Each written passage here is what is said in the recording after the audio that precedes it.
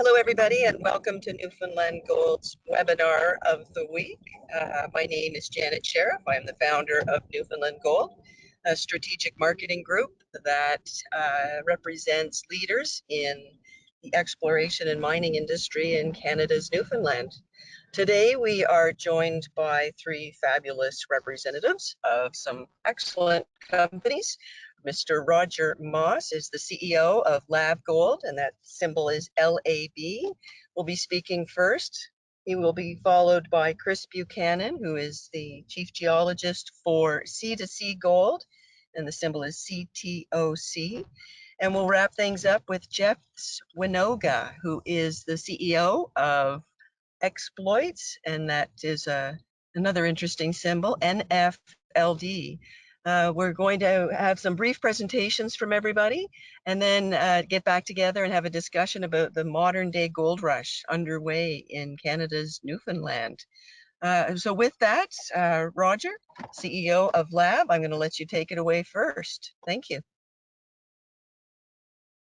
Thank you, Janet, and thanks for the invite to participate in this. I think this is the second one I've done, and I think you're doing a great job with these webinars. If we could get my slides up, that would be good.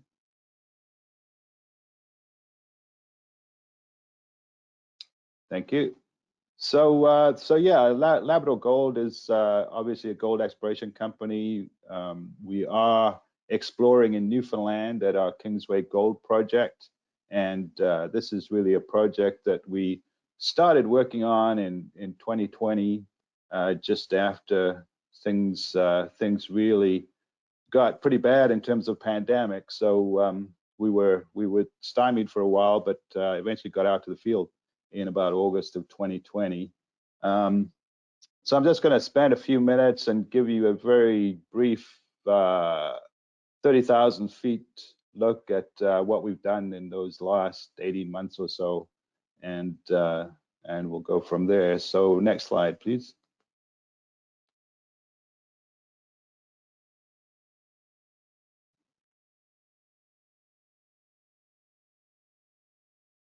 This is our legal disclaimer. I will be making some forward-looking statements here, so that's essentially the gist of this. If you get a chance to look at it later after this webinar, then please do so. Next slide.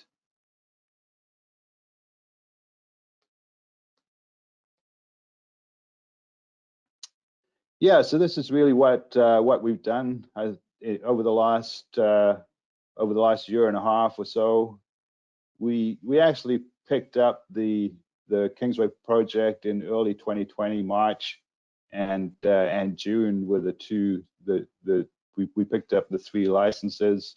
Of course, because of COVID, we couldn't get out to work right away until the Newfoundland government had figured out their protocols in terms of us working there, and I think they did a very good job of enabling us to get out and work while still protecting the population of Newfoundland.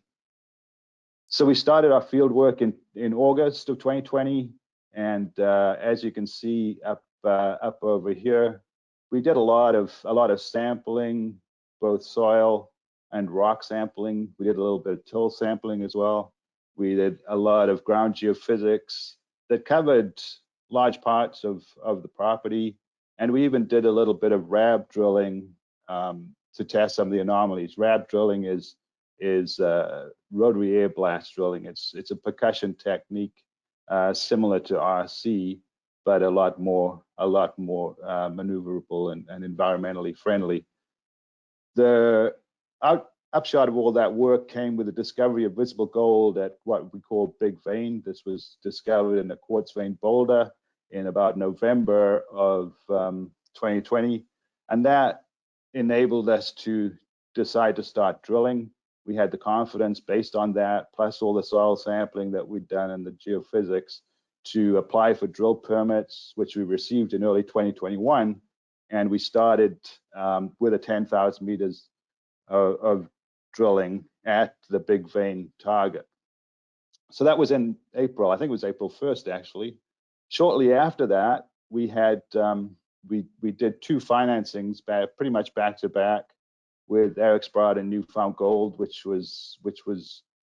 gave us a big boost both to the treasury and also confidence to our investors that this was something that people were taking seriously.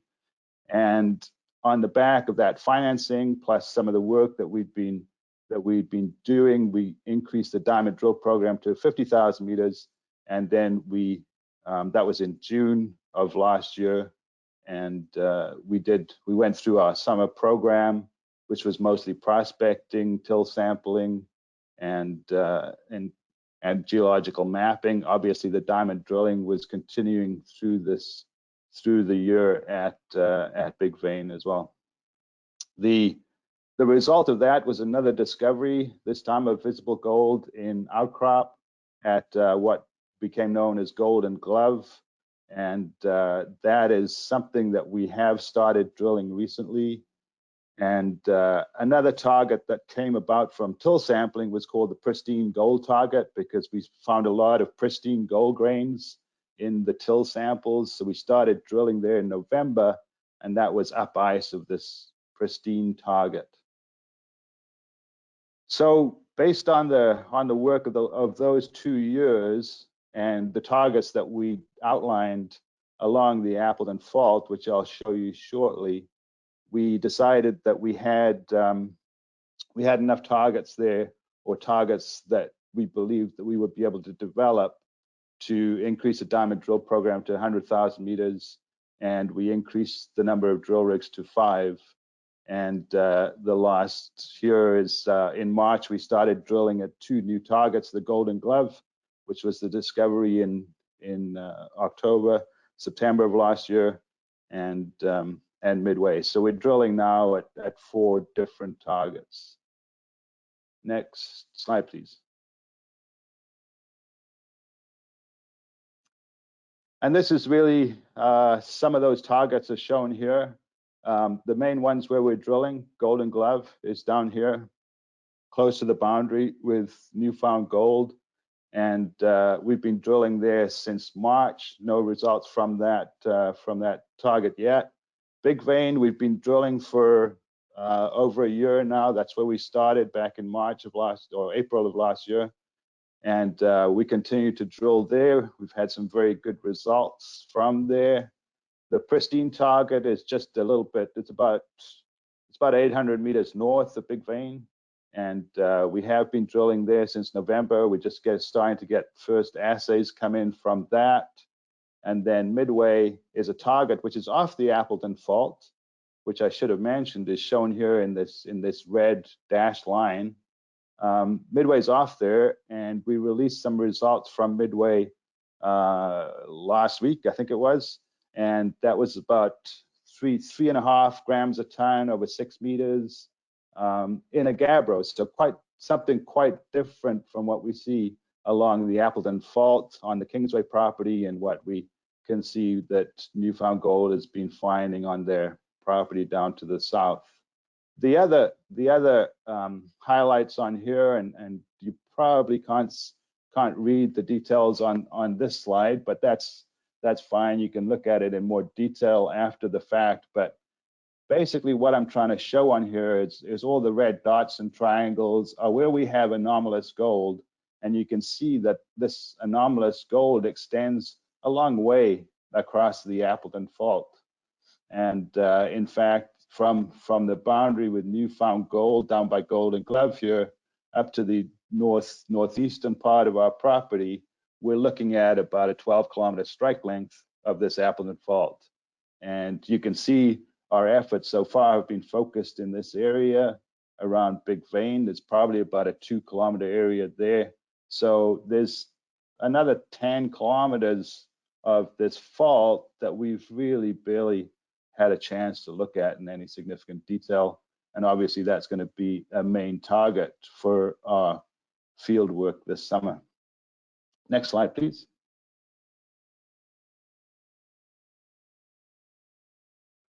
So most of the drill results that that we've had to date have come from Big Vein, and you can see some of those assays here. Some of the best assays that we've had. We've had some spectacular grades, up to 276 grams per ton over half a meter, and we've had some longer intervals like 50 grams over 2 meters, and then some lower grade 44 over 4 meters, 6 grams over 19 meters. So the Big Vein target has been giving us some good results. And what we found drilling at Big Vein is that we ended up with 2 zones. So we have the Big Vein zone and the HTC zone. The HTC zone tends to be higher grade but narrower, whereas the Big Vein zone tends to be a little lower grade but longer intervals. And this picture here is one of the intervals with visible gold in it. We don't always see visible gold in the quartz veins, unfortunately, but in this one we do. And you can see the little red circles here. You probably can't see the visible gold inside there, but that's what they represent. These are circles around the grains of visible gold, and I believe that this is from the 44 gram per ton over 4 meter interval shown up here. So I think what we've got at Labrador Gold is a very good property package. It looks at 12 kilometers of the Appleton Fault, of which we've really only drilled about 600 meters of that Appleton Fault. We've prospected a little more, up to say about 2.5, 3 kilometers. So there's still a lot more to go. And as I said, that's what we're going to be focusing on in this summer program. Thanks very much. Well, thank you very much, Roger. Really appreciate that. Next, we'll move into Chris Buchanan with the C2C slides. If you can set those up, perfect. Just a note for everybody that we've started a podcast. It's called Kissing the Cod, and it will be launched next week. And we had the pleasure of doing an extended interview with Roger. Roger, I think we talked for about 50 minutes, maybe an hour. So a great chance for people to really get to know you and the company. Yeah, that was fun. Yeah, I'm really looking forward to doing a lot more of those and giving everybody a chance to really get to know management and the companies. Next up, we have Chris Buchanan with C2C. Chris, I'll let you take it away. Yeah, thank you, Janet. Thank you for having me. I'm Chris Buchanan, and I'm the Chief Geologist for C2C Gold. And I've been helping with their exploration in Newfoundland for the last 10 months or so. If we go to the next slide. These are our forward-looking statements. I'm sure I'll say something that considers the future in the next few slides. Next. So a little bit about the company. C2C Gold came to Newfoundland in early 2021, and we acquired a fairly large land package in central Newfoundland. It's a package that covers about 100 kilometers of prospective structural trends that include the Red Indian Line and the Valentine Lake Shear Zone on the southeast side of our property package. And then there's interesting structures that occur throughout that package in between those two major fault zones. The company is led by a strong management team that has decades of experience in the mineral exploration industry across North America. Currently, we have a market cap of about $22.5 million, and there's about just over 90 million shares outstanding in the company. So next. Last year in 2021, one of our highlights was the Atlas Zone. The Atlas Zone is a gold-bearing quartz boulder that was discovered by prospectors. It ran about 5.4 grams per ton gold, and was one of the first discoveries we had with visible gold in it. So we were excited about that. The Atlas zone is a long strike, or a long stratigraphic strike of the Jacqueline gold deposit, just a little bit to the northeast of us. And this is going to be a priority of our follow-up exploration going forward. This summer, we'll do more soils and prospecting, and hopefully bring this to the point that we can put the RC rig on it and test bedrock in the area. So we're excited to push this project area forward. Next. For the most part, 2021 for C2C Gold was a target generation a year. We had again a large land package, and a lot of that was till covered.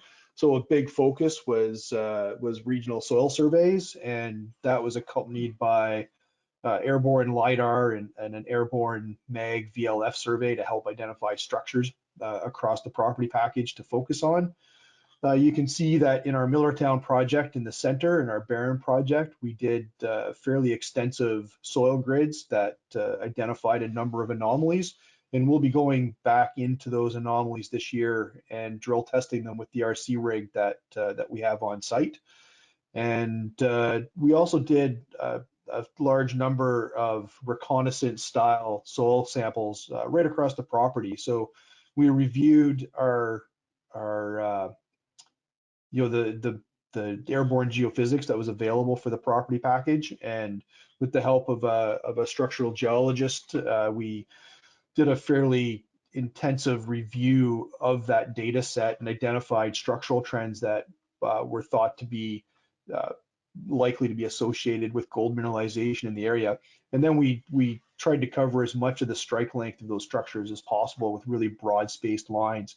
Then you can see there's a number of dots across the map that represent anomalous soil samples from that program. And a number of those samples were quite high grade, 727 ppb and 1.3 grams per ton. So we're excited to go back in and follow up on these with additional soil sampling and prospecting. We think these are really prospective areas. So our 2022 program is looking fairly busy with more target generation on the outlying areas, RC drilling in the areas that we have a little more advanced on Millertown and Barron, and follow up on the Atlas zone. We currently have a UAV magnetic survey about to start up on some of our joint venture properties at South Tally, and that's going to kick off the exploration season for us. So we're looking forward to having a busy and hopefully successful program over the summer. And so that's everything I have for C2C right now, and I'll pass it off to Jeff, and you can tell us about exploits. Thanks very much, Chris. And we'll set up for Jeff's slides now, and welcome Jeff back. Chris, thank you very much for the presentation. Little fact, studied geology at Memorial University in Newfoundland. So you're back home again, which is great to see. And just a comment I should have mentioned earlier, if anyone has any questions, there is a question box. This is being recorded, and you will receive a copy of the entire presentation, and we will get to questions either today or after. So with that, Jeff, I'll let you take it away. And Chris, thank you again very much. Thank you. But yeah, thanks, Janet. Thanks, Chris. And pleasure being on this this webinar with my colleagues and Janet as well. So yeah, exploits discovery, I'll go through it, probably take about 10 minutes.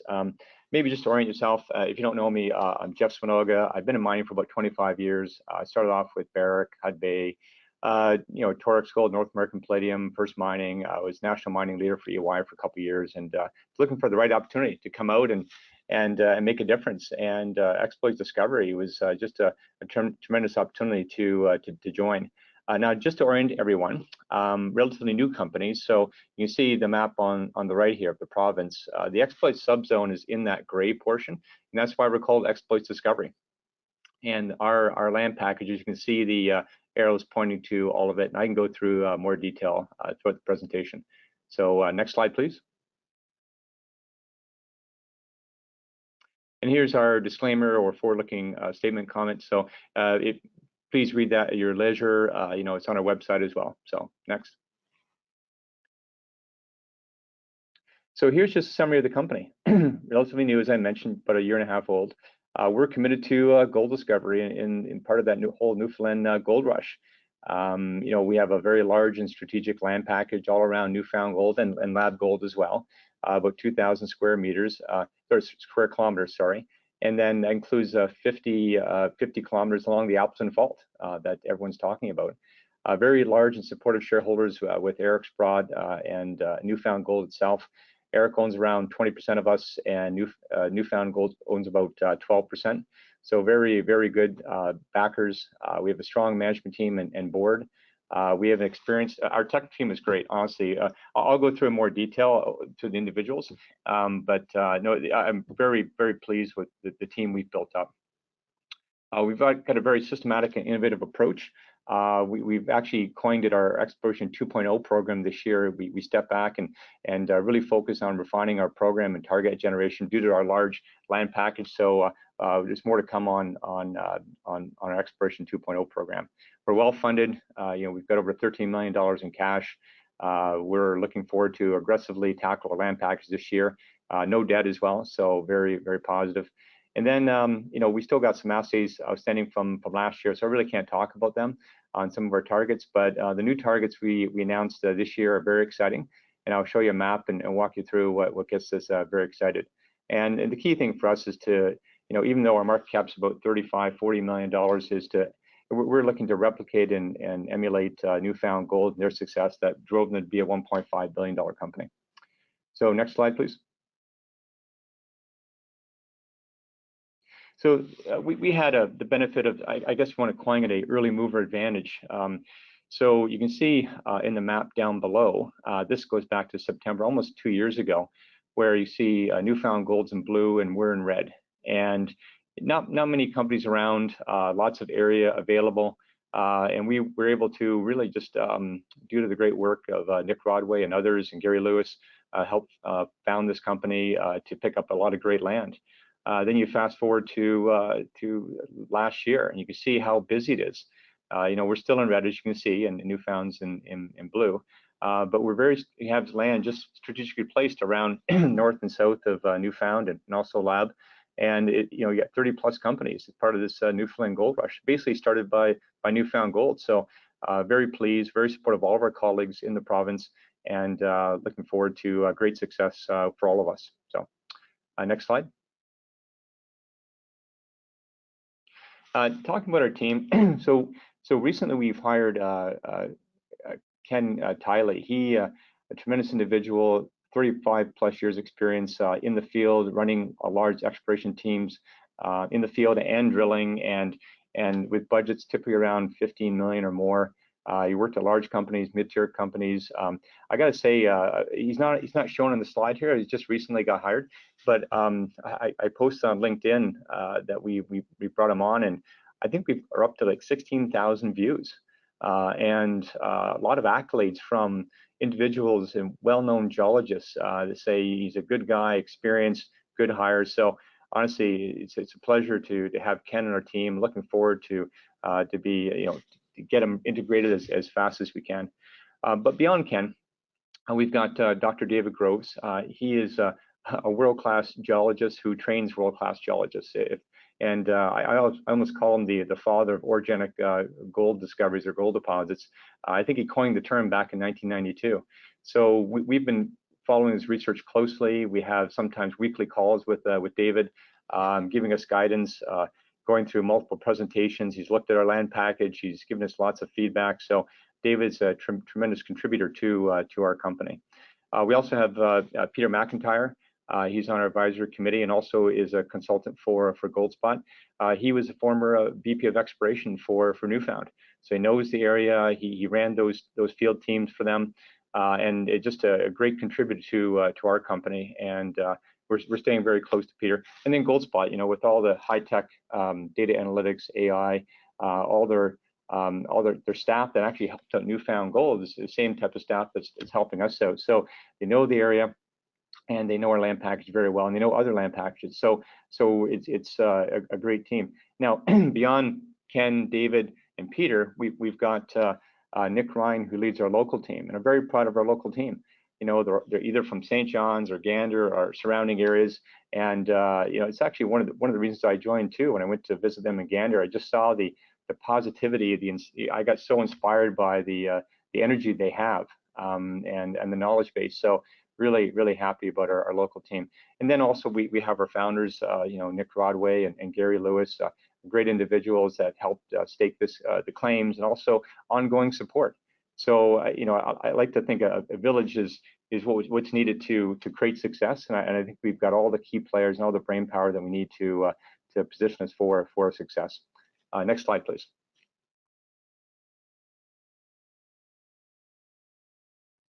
Yeah, so you can't talk about the assays that are coming out in hopefully soon for the remaining targets that we drilled last year. But let me talk about some of the new targets that we've identified. They're really happy about them. You know, if you look at the map to the left, you can see that you've got Newfoundland's Keats and Lotto and Lab Gold's Big Vein along the Appleton, and then we're focused on the Appleton fault this year. So we've got 3 great targets. They all have great grab samples on surface. Let me start with Appleton North. You know, the grab sample of 233 grams per ton.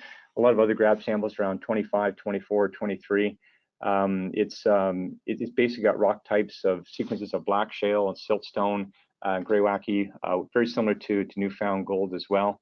And then Deuter Lake, very good grab samples.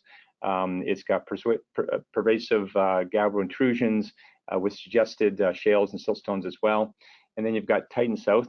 Titan South had some great grab samples as well.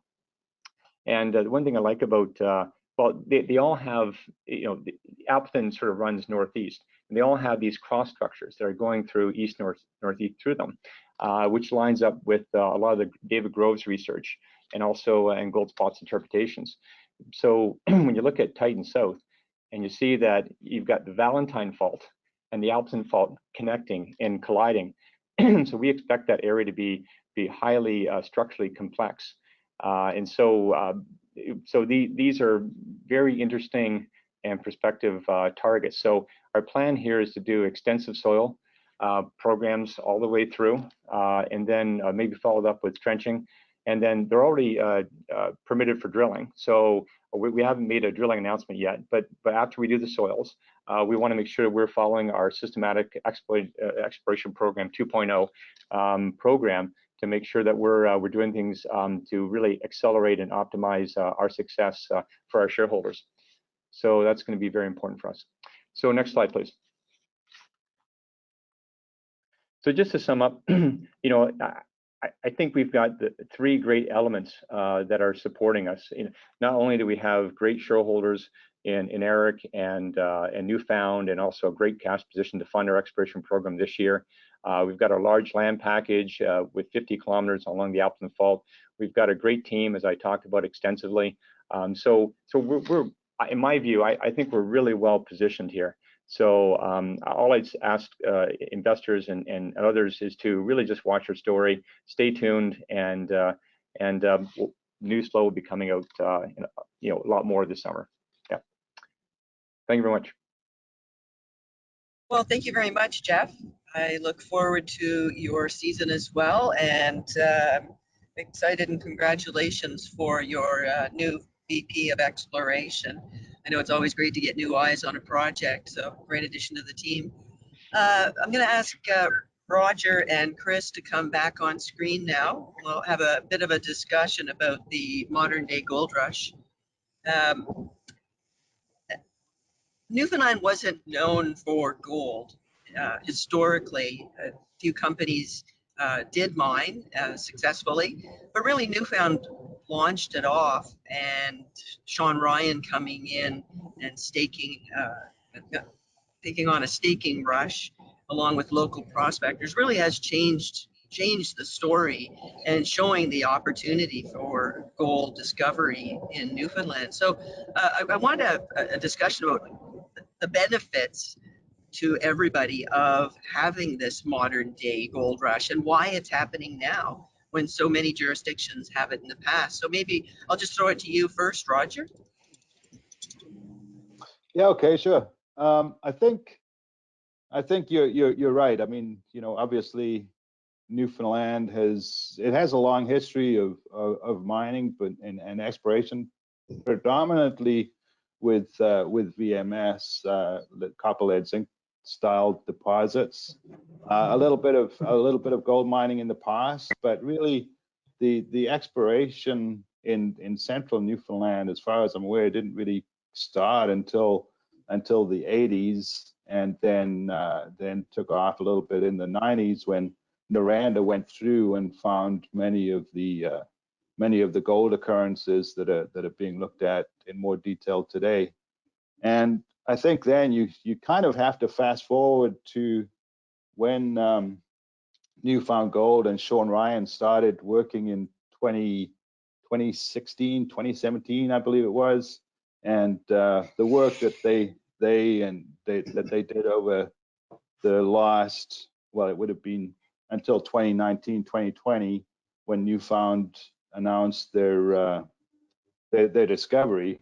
I think that sort of laid the groundwork for what came afterwards.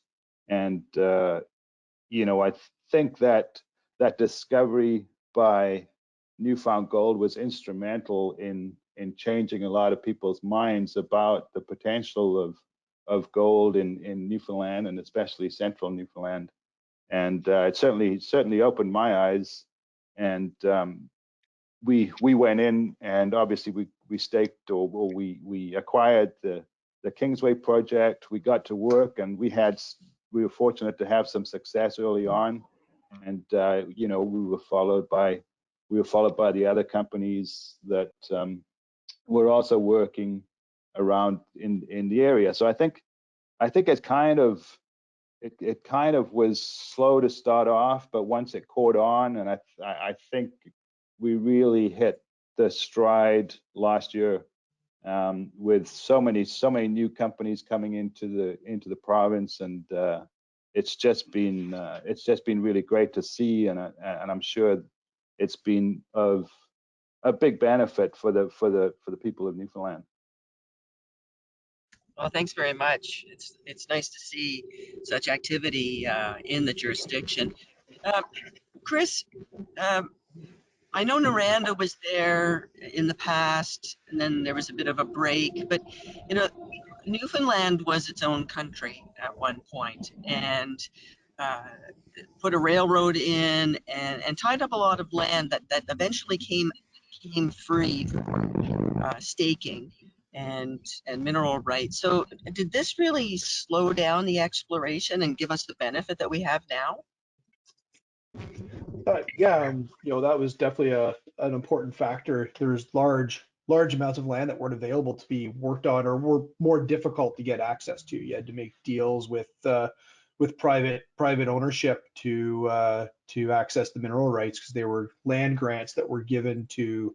They were basically crown grants that were given to pay for the railroad to the companies, the Reed company that developed it. There was also the Anglo-Newfoundland Development Corporation that held a large charter in central Newfoundland, and you basically, to work in that area, you had to go through them for a long time to get access to a large chunk of central Newfoundland. And then of course too, in the 70s, copper was kind of king, and a lot of that exploration really was focused on the VMS potential, and gold was a secondary thing for a lot of exploration companies, not just in Newfoundland but elsewhere. So I think with the freeing up of that land and changing market conditions for gold, that left Newfoundland in a really good position for something like a gold rush that's happened in the last couple of years to come to fruition in the province. Well, thanks to our benefit, and the people of Newfoundland and Labrador's benefit as well, having those mineral rights.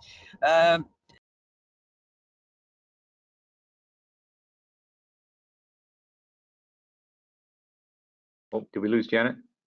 I think we've lost Janet. Yeah. Okay. I think I'm back now. Okay. Can you hear me? Yep. Yeah. Apology. No, I was just saying, Jeff, that there's a lot of stuff that Sean Ryan and the exploits had a really early entry in and managed to get a good land position. Talk a little bit about that benefit of being a sort of an early mover.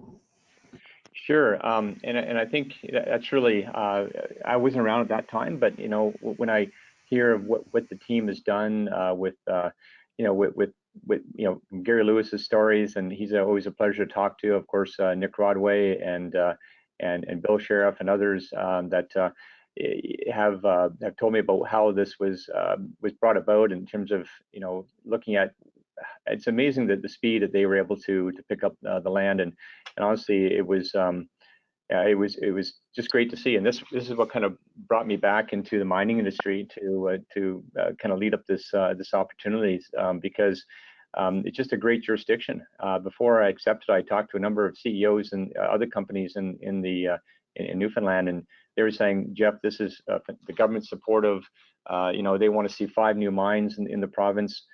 Just a great example with Marathon, you know, getting their permits recently. And you know, one thing I love about the mining sector is that the collegial nature of it, because you know, of course I want to see our company be successful, but I'm more than happy to see every other company in the province be successful as well, and just continue this great gold rush that we're seeing.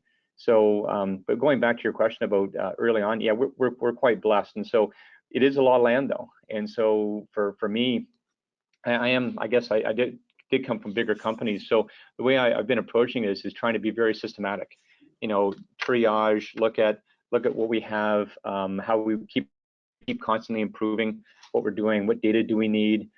So for me, it's been really following the science, if that makes any sense, to make sure that we're trying to go as fast as we can, but we don't want to get ahead of ourselves, because we want to make sure that we're making good use of shareholders' money and also drilling at the appropriate time and maximizing our target generation on the package. So anyway, sorry, Janet, back to you. Thanks, Jeff. I think one of the great advantages of working in Newfoundland and Labrador is a very progressive government, and they've made an incredible amount of information available and online staking. And I hadn't really encountered online staking until we moved the company to Newfoundland.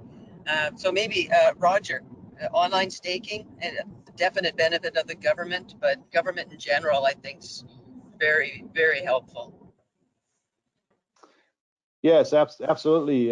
You know, we can't really say enough good about the Newfoundland government and their geological survey lands branch.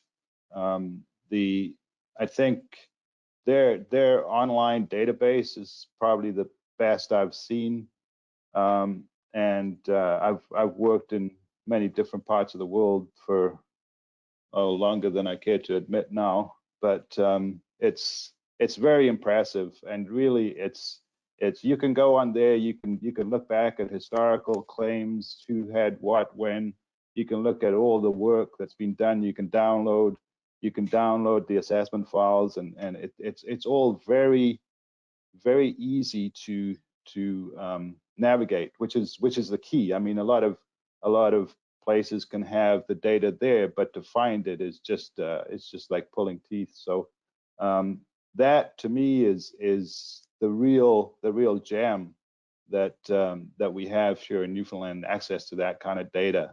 Other than that,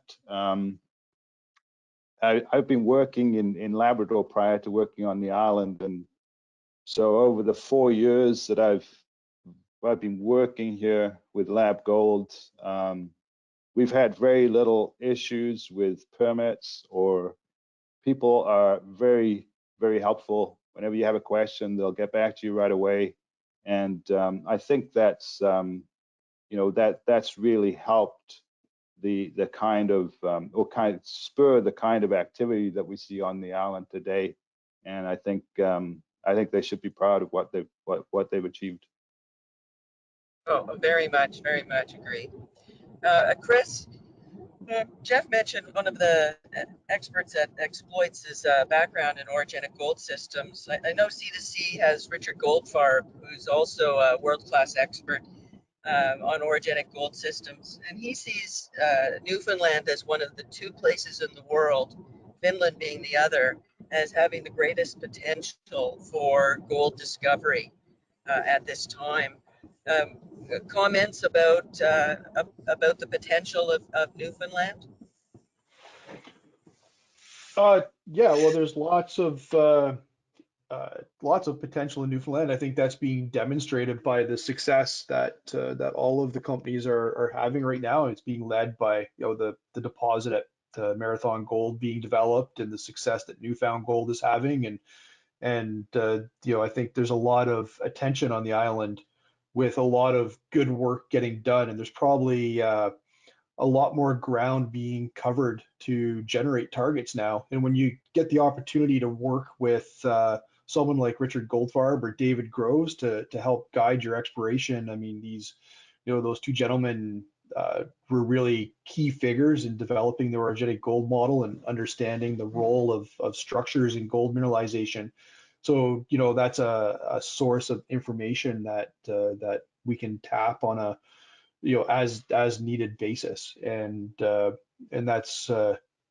helps us to stay focused on what we're doing and help us identify new areas that have maybe been overlooked in the past, trying to get away from sort of the what's being done before and look under some rocks that haven't been turned over along the way.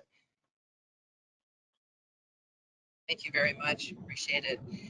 Jeff, I think it's important today and always to tip our hat and congratulate Marathon and the government for the permit. How important is it that mines open and operate in order to further exploration in the jurisdiction? Yeah, I think it's funny. We're doing kind of a site visit this summer, and doing something where I think even Janet, you and I were talking about how maybe you do an early stage company and then you see Marathon, you see just the progression that can happen, and how maybe something that an early discovery can be fostered and developed into a great mine to keep local people employed and just contribute to the economy. So I think it's really important to have leaders like Marathon Gold and others in close by in the province to really show people that the government is supportive. And so the government's been great. Honestly, I've been around for 8 months or so, but just been the conversations I've had with the universities at MUN, sort of professors at MUN and the government, and then seeing how they really, it's a people business, right? And so, and to your point about Marathon, it's just great to see. Yeah. Perfect. Thank you. Oh, I'm sorry. I'm staying off camera because I have limited bandwidth. So my apologies. It came on and off again very quickly there. I just want to wrap it up. There's a lot of questions. We're not going to get to them all, but I just want to put one question out there. There's a lot of companies in Newfoundland right now. And some of the questions come up that, what do you think about mergers and acquisitions and consolidation? So maybe I'll just go through three of you. I'll start with you, Jeff, and go backwards this time. Yeah, I guess when you look at a region like Newfoundland, which has relatively had this spark of this gold rush, and companies are being funded, and lots of great results are coming out, and success and mines being developed, you can see how this can progress where there's going to be some consolidation of areas of deposits, of like-minded exploration programs, of areas that make sense to combine efforts, combine teams. So that it kind of makes sense to me, and it's kind of exciting because if you can think about this 20 years from now, and you look back and say, we were here in the early stages of this whole area being developed, right? Almost like an Abitibi. And you go, how exciting would it be to go back, even in like Flin Flon, Manitoba, if you want. I've got some experience there where you can go back 80 years, 20 years, or pick a number, and you go, we were part of that, right? We made a difference, and I think Newfoundland Gold is doing a great job, as Roger mentioned. I'm sure Chris agrees. So for me, the natural progression of maybe some M&A that happens in the area makes sense. I don't think anyone's against it. I think it just, we're all in the mining sector. We're very collegial. We want to see other successes, and I think it's just a logical progression. Yeah. Great. Chris, any thoughts? Yeah, sort of follow on Jeff's coattails there. I mean, I think to some extent it's probably inevitable that there's going to be consolidation down the road as we see some of the new discoveries become more mature and a little more advanced. There's going to be an appetite for those to be brought into bigger folders or companies that can maybe drive their advancement better than some of the small companies. And there's a lot of sense in sharing of exploration teams and being able to effectively continue the exploration of some of the better target areas. So it's probably its time is going to come for sure on the island that mergers and acquisitions are going to become there's going to be a bit of consolidation done. Thanks, Chris. And Roger, I'll give you any final comments. Yeah. So if you don't mind, I'm going to touch on a few things that have been brought up. Mergers and acquisitions, I think, yeah, I agree with Chris and Jeff. The time will come. From my personal point of view, I think it's still early. A lot of companies have just had one field season. We've had two, and I think we still have some. We still need to demonstrate what we have, and I would say even Newfound Gold has still got a long way to go in terms of demonstrating what they have at the Queensway property. So yeah, I'm sure it's going to happen, but I think that companies should at least be able to show what they have on their properties with a few field seasons under their belt. So that's the one thing. The other thing I wanted to mention is Marathon Gold. Jeff mentioned this, and of course they're kind of the poster child, I think, for recent exploration success in Newfoundland. And I think what we can learn from them is the persistence that the prior management team of Sherry Dunworth and Phil Walford showed with taking that through lean years, continuing to fund exploration until it got to the point where they had a resource, and then a new management team took it over and is progressing it now to the actual mining stage. So I think that is something that we have to remember, that exploration is not something that happens right away. If you want to have success, you're going to have to be persistent. And then finally, I think Chris mentioned, Chris or Jeff mentioned the Abitibi, and for the people that are listening here, some of the two geoscientists at the Geological Survey of Canada have likened central Newfoundland tectonics to those of the Abitibi belt, and so we know how prolific the Abitibi belt has been over the 100+ years of gold exploration and mining there. And so to have these geologists liken central Newfoundland to the Abitibi means that I think we're probably on the right track. Okay, thank you very much, Roger. I don't know if anyone has any other comments or things they'd like to add. Throw it open to all three of you before we start to wrap up. Final thoughts? I guess again, I guess we can talk about early stages of this gold rush, but there's so much more information that could be gained. I mean, one thing that I've in talking with others, that some of the main faults, we don't know which one's the deepest. So when we talk about analogies to Australia and others, whether they're hands of God, orogenic flows coming up, if we want to do sort of an MT study, that's something that really would be of interest to a lot of companies and to a lot of investors. So as that more information comes through, and as Roger and Chris mentioned, talk about Abitibi, I think it's just going to continue to, the more data, the more information we have, the more accurate we can become, and hopefully more discoveries that will be coming through. And so I think I'm looking forward to this. Like it's going to be great.